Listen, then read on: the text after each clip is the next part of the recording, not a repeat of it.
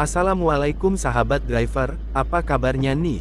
Semoga dalam keadaan sehat selalu ya dan rezekinya pada lancar semua.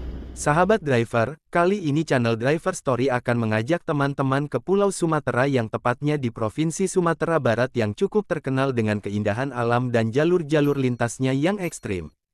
Jadi buat teman-teman sahabat Driver Story yang akan mau berangkat mengantar barang ke Provinsi Sumatera Barat khususnya truk muatan berat hendaknya memahami dulu jalur-jalurnya.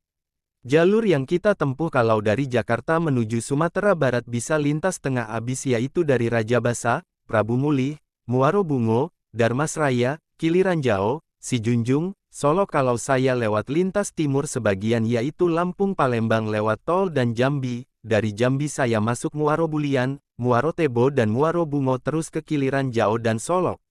Sesudah kita melewati kota Solok kita akan bertemu tanjakan panjang kurang lebih sekitar 20 km. Di sini kita harus hati-hati dalam menyesuaikan RPM dan kecepatan khususnya yang bermuatan berat dan sedang, karena bisa berefek pada radiator kita yang bisa naik panasnya sampai nyembur. Buat yang enteng muatannya hendaknya berhati-hati mendahului kendaraan lain, karena banyak aktivitas masyarakat dan kendaraan dari arah depan yang menurun. Pada saat saya buat video ini sebenarnya ada kejadian dua truk box Hino Lohan ugal-ugalan mendahului hingga menabrak pengemudi motor dari arah depan. Dan sekarang saya sudah sampai di turunan Panorama atau Sitinjau Lawik 2 kebetulan hari ini hujan. Kalau menurun kita juga harus serba hati-hati karena sekarang giliran rem yang panas bisa blong atau kehabisan angin. Jadi kita harus betul-betul hati-hati mempergunakan gigi yang tepat agar dapat membantu fungsi rem kaki dan exhaust brake. Bila rem Anda jebol ya kemungkinan bisa pindah alam, apalagi hujan seperti ini bisa buat jalanan jadi licin. Berhati-hatilah kalau mendahului kendaraan di depan karena selain jalan yang menurun juga jalanan sempit, kasihan kendaraan dari depan yang sedang menanjak dengan nafas yang pas-pasan. Di sisi kiri jalan juga kita banyak menikmati indahnya suasana alam dengan pepohonan yang masih alami, pegunungan, perbukitan atau bukit kapur yang menjadi bahan utama pembuatan semen padang dan rombongan kera yang menunggu pengendara ada yang mengasih makanan. Menurut informasi akan dibangun flyover oleh proyek kerjasama pemerintah dan Badan Usaha KPBU, yang diinisiasi oleh Kementerian Pekerjaan Umum dan Perumahan Rakyat PUPR, sebagai penanggung jawab proyek kerjasama PJPK, dan PT Hutama Panorama Sitinjau Lawik HPSL, sebagai badan usaha pelaksana. Yang melatar belakangi proyek pembangunan flyover Sitinjau Lawik ini merupakan langkah strategis untuk meningkatkan kualitas infrastruktur di Sumatera Barat dan menjadi solusi lalu lintas. Pengerjaan konstruksi flyover Sitinjau Lawik dijadwalkan dimulai Oktober tahun 2025 dan diperkirakan selesai dalam waktu 2,5 tahun. Meskipun flyover yang akan dibangun memiliki nama Flyover Panorama I Sitinjau Lawik I, kawasan Sitinjau Lawik sendiri adalah sebuah lokasi legendaris di ketinggian, yang dinamai demikian karena dari lokasinya dapat terlihat laut lepas. Semoga saja cepat direalisasikan. Kemungkinan nanti akan mirip flyover Kelok 9, menjadi semakin indah dan mengurangi angka kecelakaan berlalu lintas. Oh ya, jalur Sitinjau Lawik ini dijaga 24 jam. Petugas yang berjaga juga kerap menghentikan kendaraan dari arah berlawanan untuk memberi jalan bagi kendaraan yang akan menanjak. Apabila sopir gagal mengendalikan kendaraan ketika menanjak, petugas akan mengarahkan kendaraan untuk kembali mundur dan mengambil ancang-ancang agar bisa berhasil melalui tanjakan Sitinjau Lawik. Mereka juga akan membantu pengendara, terutama pengendara motor yang tidak kuat menanjak dan dapat menyebabkan kendaraannya terjatuh, hingga terguling atau terbalik. Begitupun jika terjadi kecelakaan, petugas juga akan mengatur lalu lintas hingga jalur ini aman untuk dilewati kembali. Khususnya buat kamu pengendara truk ataupun truk sedang jangan anggap sepele bila muatan ringan atau enteng pas menurun apalagi kondisi hujan, karena di jalur ini sering mobil CPO terguling yang menyebabkan banyak minyak tumpah ke jalan. Dan juga kamu harus sering memperhatikan level angin kompresor, kalau sudah tidak meyakinkan lebih baik menepi. Jangan dipaksakan nanti bisa remblong yang tentunya berbahaya buat kamu dan pengendara lainnya. Truk sedang atau sejenis Colt diesel sering juga insiden. Karena merasa muatan ringan atau enteng jadi agak melaju tapi nggak tahu seberapa sering dia ngerem dan rem secara terkejut yang akhirnya rem bisa panas dan rem blong, dan menurut informasi baru-baru ini sudah ada korban truk Colt diesel dengan muatan cuma 2 ton mengalami rem blong. Untungnya di sini pengawasan dan pengatur jalan ada 24 jam, jadi sangat membantu untuk mengarahkan dan mengendalikan pada saat ada truk bermuatan berat lewat dan mereka juga membantu evakuasi dan pertolongan. Jadi kita hendaknya mematuhi peraturan berlalu lintas dan mematuhi arahan dari pengatur jalan.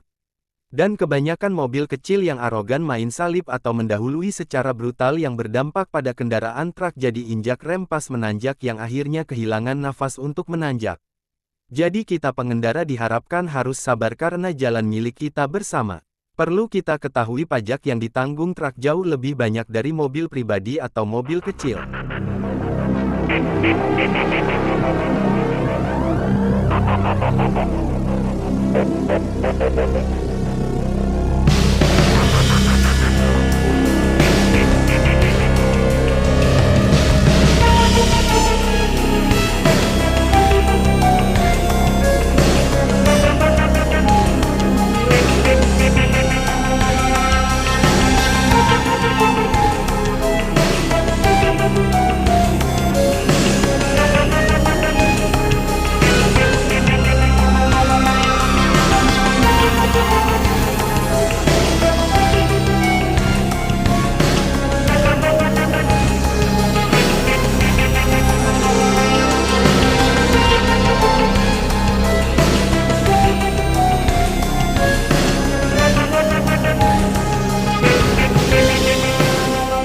Karena sudah terlalu banyak ngerem dan mengakibatkan rem panas dan sudah berbau, daripada nantinya remnya bisa blong atau karet remnya pecah, akhirnya kami memutuskan untuk menepi dan melakukan pengecekan rem, dan ternyata masih kategori aman tapi kami memutuskan untuk beristirahat dulu ngopi-ngopi sembari menunggu rem agak dingin.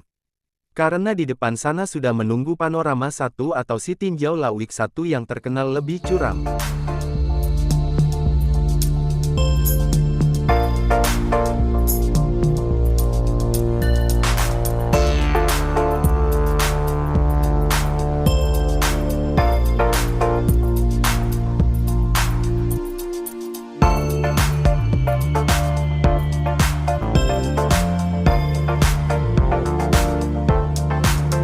Setelah kurang lebih 1 jam beristirahat kami pun melanjutkan perjalanan lagi.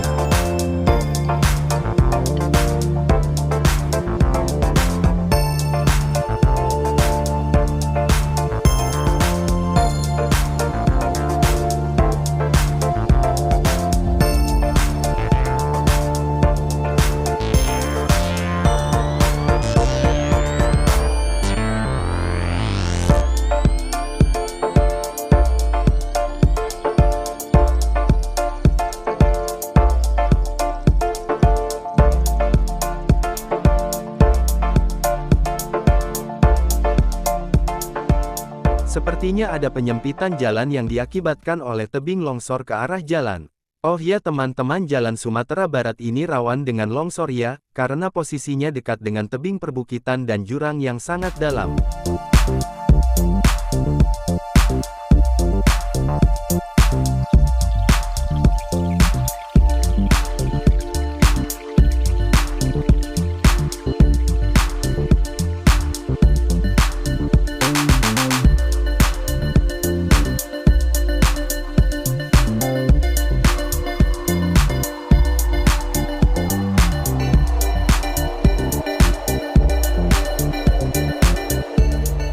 Akhirnya kita pun sampai di Panorama 1 si tinjau Lawik 1 yang cukup menyeramkan yang sudah banyak terjadi insiden.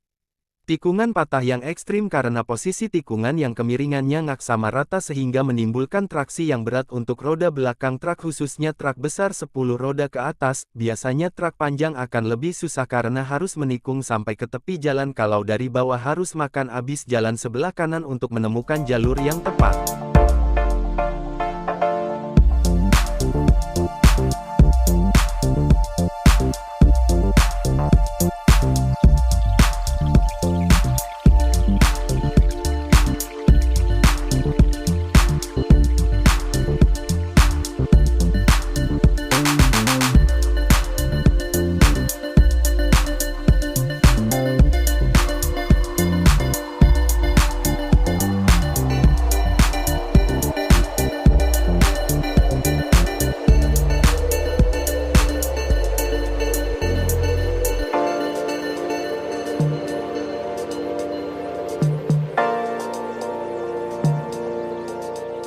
Setelah kita melewati Sitinjau Lawi kita akan menuju Indarung Padang.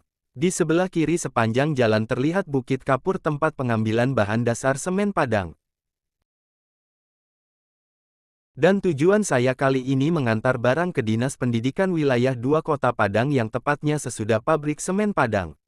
Dan selanjutnya akan meneruskan perjalanan ke Riau melalui Padang Pariaman, Bukit Tinggi, Payakumbuh dan Pangkalan sampai perbatasan Riau lalu masuk ke Kuok Bangkinang Kampar.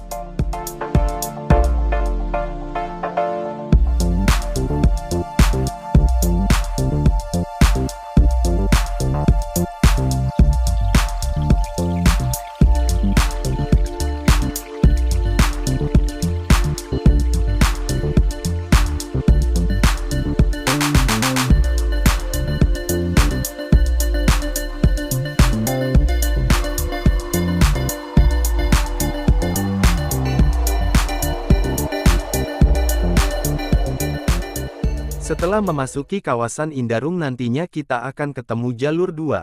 Sedikit perhatian buat teman-teman driver yang belum pernah ke Kota Padang agar memperhatikan jam larangan untuk kendaraan besar seperti truk. Jam larangan ini berguna untuk mencegah kemacetan di jam sibuk pagi dan sore hari. Dan inilah kawasan semen Padang, tetap selalu berhati-hati karena banyak truk besar dan keramaian pasar.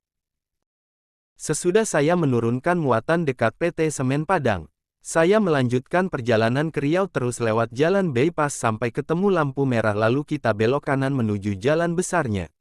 Terus kita bisa nantinya masuk jalan tol, tapi kalau saya memilih lewat jalan lama sesudah simpang jalan tol sebelum flyover kita ambil kiri jalan ke bawah lalu belok kanan menuju jalan lintas Padang Pariaman. Di sepanjang jalan kita banyak menikmati banyak keindahan alam dari mulai hamparan sawah, pegunungan dan air terjun serta rel kereta api. Teman-teman bisa berhenti sejenak menikmati segarnya air terjun dan sungai yang bersih, dan dari sini kita sudah mulai dihadapkan dengan tikungan tajam berkelok menanjak dan sempit. Teman-teman juga mau memasuki kota Bukit Tinggi dan Payakumbuh hendaknya mengambil jalan bypass jangan masuk kota karena larangan buat truk.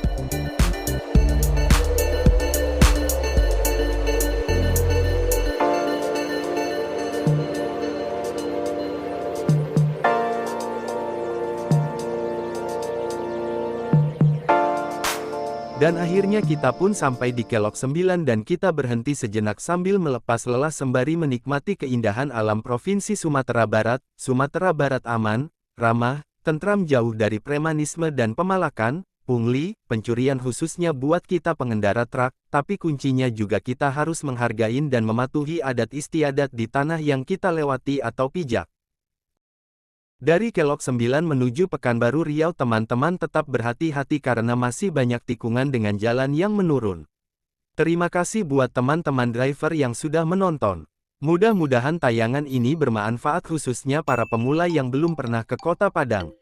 Tetaplah selalu berhati-hati, cek fisik kendaraan dan pengemudinya patuhi peraturan berlalu lintas agar kita bisa selamat sampai pulang ke rumah masing-masing.